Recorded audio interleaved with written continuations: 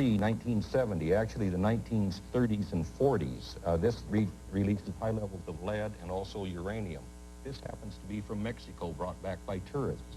These were brought back by persons that visited Hong Kong in the new territories. All high in lead? Very high in lead. Well, first of all, why don't you give us some basics, some very basic things that we should all consider when we're talking about pottery and ceramics. For one thing, the unaided human eye cannot tell if an item is safe, so therefore the consumer should store food in plastic or glass containers. They should not use the same cup every day unless they've had it tested and are sure that it's not releasing lead. Okay. And if they should use untested imported dinnerware as decoration purposes only.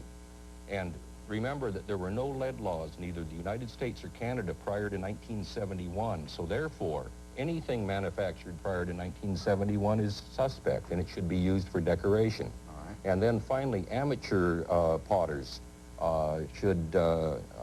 they might not be aware that lead is in their glazes or their paints. Therefore, they should be used for decorative purposes unless tested. Now, Fran and Don, you have come up with a testing kit, and we're going to tell you how you can get that kit. I want you to show us how it works quickly here, if you will. Okay, it's very, very simple. Anyone can do it. Take this cup, for instance. Fill it with vinegar. Fill the cup, let it sit for 24 hours. Then pour a little of the vinegar out of the cup that has sat for 24 hours into the little observation dish you will receive with the kit. All right. Open the chemical solution, pour a little into the cap. All that is required is a couple of drops, no more than that. This bottle will do 100 tests. All right. So you can test just about everything you've got. Absolutely, and I would advise you do so. And then... I just dropped some in there. There is... Now that's dark. I'm assuming because it's turned as dark, it looks like soy That's sauce. indicative of very high lead, Rob. If you notice here, we've got an array of standards. The FDA has a maximum release average of about 5 parts per million. You notice we have 0, 2, 5, 10, and 25 and 50. This is bad, and this is about what the equivalent is here, these two. Yes, it's extremely dangerous. When you think of releases like this into the young woman who by the time she may indeed bear a child... It can be passed on. And it's disastrous. Fran, let me give everyone some guidelines here, because if you're interested in more information, you can send a self-addressed stamped envelope to Frandon Enterprises Incorporated, 511 North 48th Street.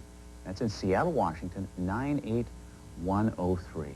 Don, Fran, thank you very, very much for being with us. Thank you. Thank All you. right. Next, a look at tree decorations handmade by home viewers. Stay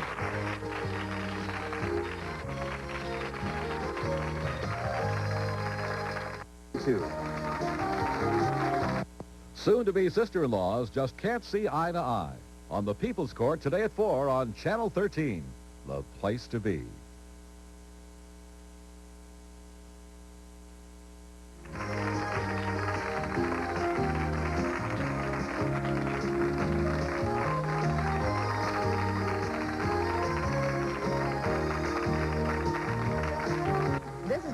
And Charles Gibson. It's one way to trim fat without dieting, but is it safe? Tomorrow, the liposuction controversy. Plus Kirk Douglas and blues guitarist Jeff Healey.